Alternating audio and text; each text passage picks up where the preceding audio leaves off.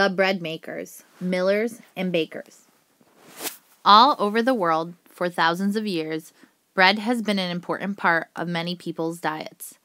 In almost every culture, people make bread or foods like bread. In Mexico, they eat tortillas.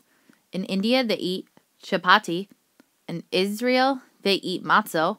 And in America, we may eat any of the above, plus bagels, muffins, biscuits, and sliced bread. In colonial times, most breads were made from wheat or corn. Where did the wheat and corn come from? Right, the farmer. But it was a long process from the farmer's field to the baker's shop. Today we're going to learn about what and who was involved with making bread. First, the farmer planted his crops of wheat and corn. Then he harvested them or picked them when they were fully grown. Next, the farmer had to separate out the seeds or grains from the plant. Then the seeds had to be ground into flour. A long time ago, people used to grind their own wheat grains or corn kernels with big stones called grindstones. Early grindstones, used by native people all over the world, were like the ones in this picture. One stone was larger and either flat or bowl-shaped, and the other stone was usually small enough to be held in the hand. The person grinding would spread some grains on the larger stone and grind them with the smaller stone. Imagine grinding two stones together all day long just to get enough flour to make one loaf of bread. It was hard work. Eventually, people found a quicker way to do the job. Introducing the mill. Mills existed in Europe long before people settled in America. A mill did the same thing as a person with a grindstone. It crushed the grains of wheat between two stones. The stones in a mill were called millstones, and they were very, very large, far too large for a person to lift. Instead of a person grinding the stones together, a giant machine grinds the heavy millstones in a mill together. The bigger the millstones, the more grain the mill could crush into flour. Water mills were the most common type of mill in early America. They were built right on the rivers. The fast-flowing water made the big wheel turn around. The wheel was connected to the gears that made the millstones inside the building turn.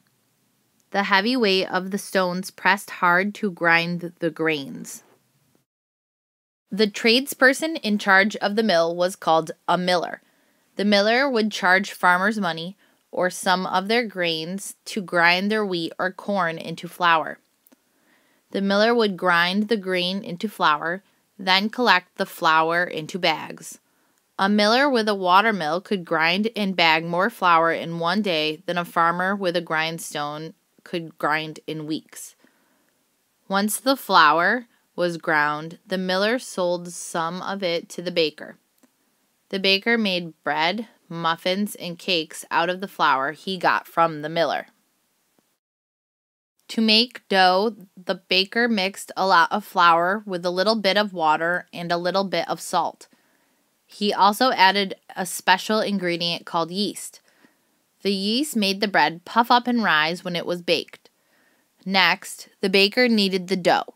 Kneading dough is like pressing and stretching the dough together lots of different ways to make sure that the ingredients are all evenly mixed and the dough has the right consistency or texture.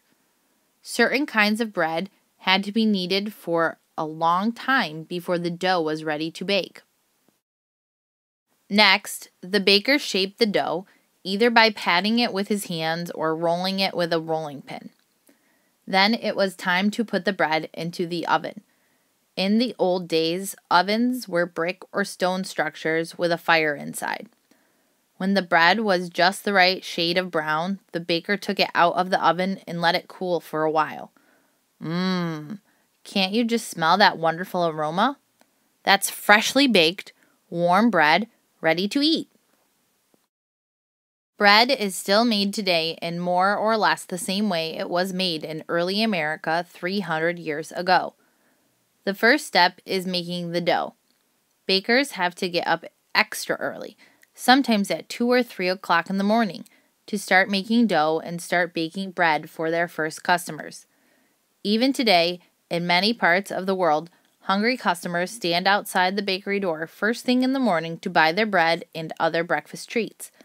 There is nothing better than fresh baked goodies to start your day.